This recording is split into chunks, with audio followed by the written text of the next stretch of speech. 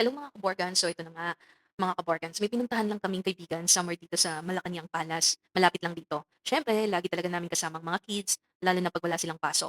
Ever since, hindi kami nag-hire ng mga yaya or tagabantay para sa kanila. Hands-on talaga kami. Kaya rin naman, ito si tatay, van ang pinili niya na sasakyan kasi gusto niya lagi kaming magkakasama lahat.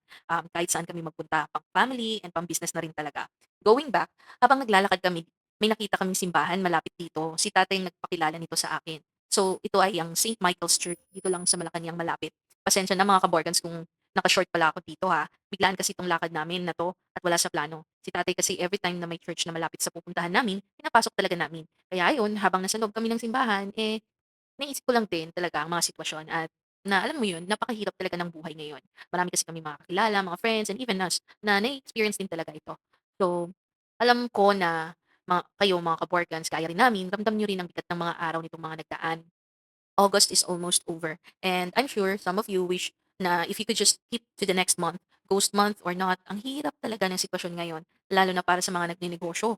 At alam nyo ba na kahit yung malalaking companies, hirap na rin talaga mag-survive ngayon dahil sa inflation.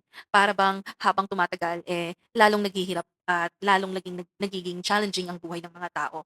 Pero guys, listen up, may mga business owners rin talaga ngayon na alam nyo ba, wala talagang kita. As in zero sales. Pero kahit gano'n pa man, alam mo yun, kahit zero project sila, kahit gano'n pa man dahil nga mga business owners, maraming, responsibilities, tuloy pa rin ang bayarin, tuloy pa rin ang pagpapasahod.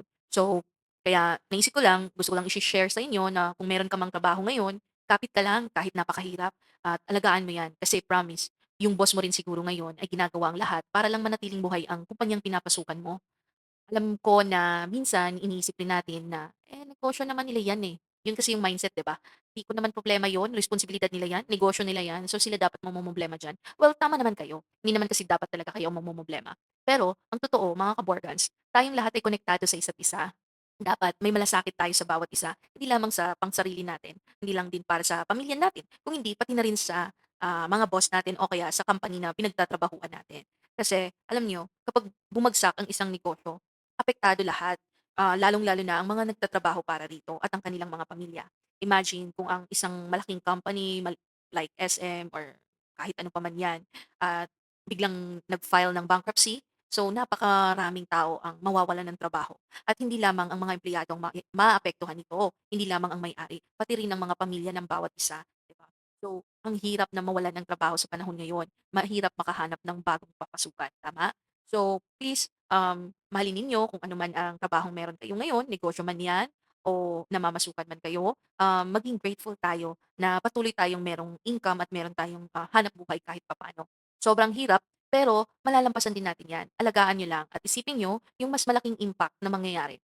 At saka alam niyo ba na maraming business owners ngayon ang halos hindi na rin makatulog dahil sa stress at may anxiety na rin dahil sa bigat ito ng mga responsibilities na pasan-pasan nila. So hindi lang nila iniisip ang sarili nila, ang family nila, kundi sa totoo lang lahat tayo. Kumbaga lahat ng nagtatrabaho sa company na yon, buong team. So pag iyon ay hindi nakapag-survive, lahat maapektuhan.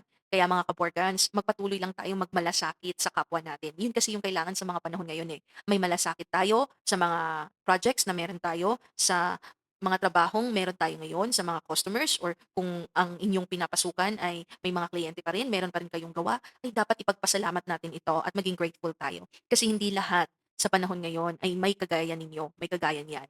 At lumaban lang tayo ng patas, huwag tayong manloloko ng kapwa natin para lamang kumita. Let's stay committed, mga kaborgans. Have faith and stay strong. Ituloy lang natin ang laban. Tandaan nyo, mahalaga ang ginagawa nyo. Hindi lang kayo nagta-time in, time out sa isang company, nagsisilbi rin kayong lifeline ng isang kumpanya. Lifeline ng mga kasama ninyo sa trabaho. So tulungan lang tayo, sama-sama tayo at malalampasan din natin lahat ito. Maraming salamat at good night mga kaborgans.